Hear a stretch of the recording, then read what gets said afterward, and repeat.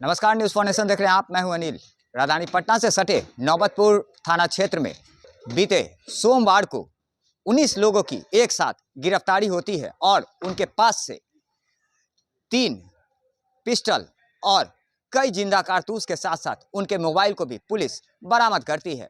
आइए सीधे सुनवाते हैं पूरे मामले पर क्या कुछ जानकारी दे रहे हैं पटना सेंट्रल एसपी वैभव शर्मा।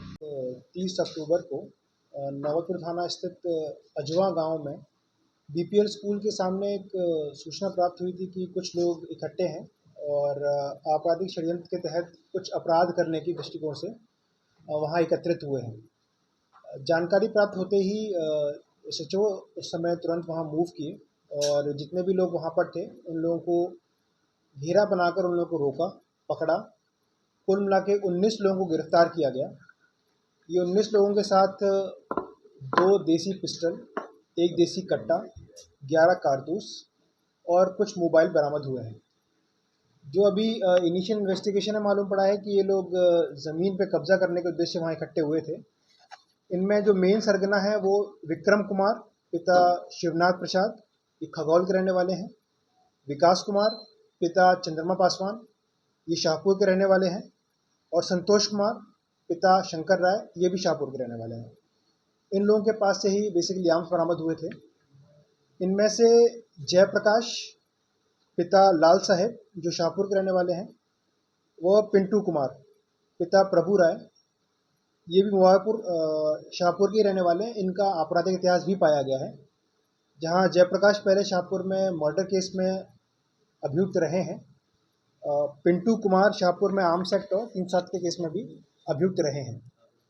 तो एक तत्पर एक्शन लेते हुए पुलिस ने एक अपराध को होने से रोका और घटनाक्रम से लगभग 19 लोगों को गिरफ्तार किया। एक बड़ी सफलता है और हम लोगों का प्रयास रहेगा कि इसी तरीके से त्वरित एक्शन लेते हुए कोई भी अपराध होने से रोकें।